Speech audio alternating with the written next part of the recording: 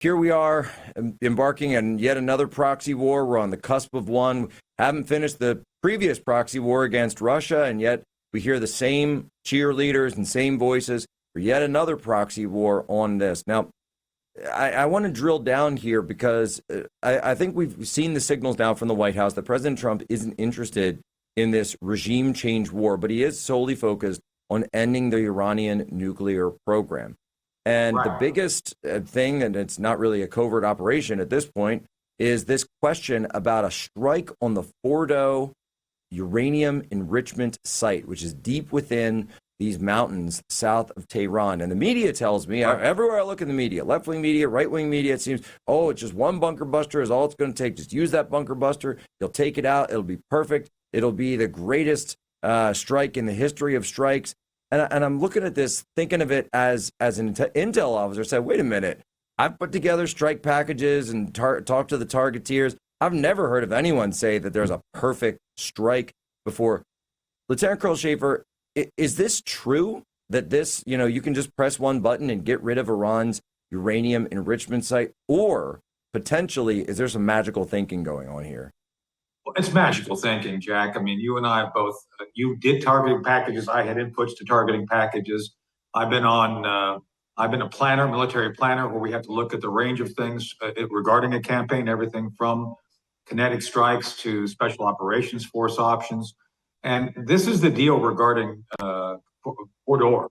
You would have to have a strike package of 10 B-2 Spirit bombers coming in, one after the other, within about 3 minutes, dropping the ordnance.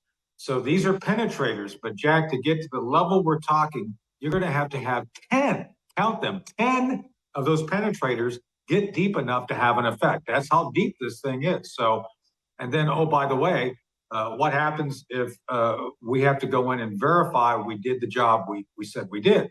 Oh, by the way, what happens to the radiation that comes spewing out once you penetrate the facility? So General Tony Zinni, the commander of Central Command, one of my friends and mentors, told me that Bill Clinton, this is back in the 90s, Bill Clinton would ask him, hey, General Zinni, can you do X? Can you defeat X? And Zinni would say, yeah, I can do that, but then what? So I think, Jack, as much as we can talk about ordnance, we can talk about effects, nobody can actually define what our end state is or what would happen if we do this. The then what seems to be the piece that everybody is missing, and I think President Trump has got it. That's why he's taken a deep breath and thinking about this before we act. Well, look, and you've got MIT professors that are coming out now, and I've seen some of the BDA battle damage assessments of these bunker busters, and I hear them, and they'll go up, these cheerleaders, these neocons will say, well, you just fly one plane over and you drop one bomb, and then the next plane flies over and it's going to drop another bomb, and it'll go in the same hole, and that bomb will be able to get deeper behind the first one. I said, what? What did you just say? I mean, the GBU, it's not precision guided munition. All right, it has some guidance, but these things are bombs. They are not missiles.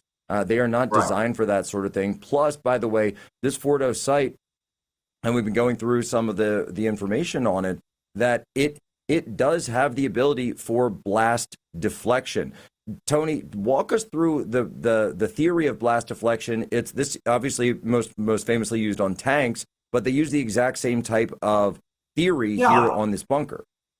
So basically, 90-degree angles defeat things. So and sloped armor, the same thing. You have an angle where something hits, it goes off. So within the context of deep underground, you have things that will defer a blast up, defer a blast down, or curve a blast. Because once you hit it, that blast has to go somewhere. So what I do know for a fact is that over the past 30 years, the Iranians have watched what we've done from the first Gulf War until now regarding our ordnance. So they have planned, Jack, with an understanding of what we can do. They watched the first Gulf War, the second Gulf War. They watched us take out Saddam Hussein and others' hardened facilities. They have a general understanding of what we can do. Jack, they designed this facility around the known capabilities. So again, the penetrators, they are a good weapon to go after a certain amount of depth. But once you get to that depth, they have now planned to have certain diffuse. That's why I'm saying this one or two bombs. No. you're going to have at least 10 to have some effect. And even with 10, I'm skeptical because of the very thing we're talking about, deflection technology, the design. You can design these things so that when you're that deep, that blast will go different directions away from the facility. And then again, say we're successful. What happens to the radiation? What happens to the uranium we're trying to get at? There are other better options that I can't get into necessarily here right now that we would be able to use against a deep underground facility. Does not require this level of destruction or potential outcome where you have radiation coming leaking into the world. But that's not being talked about right now. No, it's not. And ultimately, the only way to really be able to verify this, plus, by the way, just basic common sense is, would it be possible for the Iranians to move this uranium within the 2-week period, or potentially have moved it even prior to this?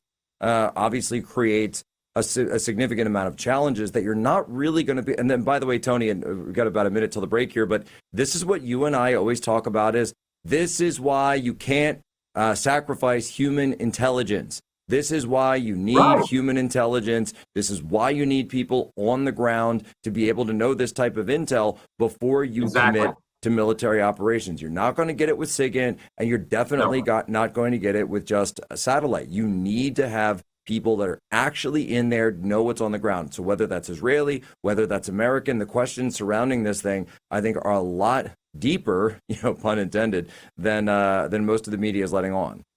Oh, yeah. Oh, to that point, Jack, I've worked other operations against other nuclear nations where we've had inside information. And that information helped us make, I would argue, very effective decisions regarding the nuclear program. But, Jack, we had to have people on the inside of it. That is hard to do if you keep blowing up scientists, just saying.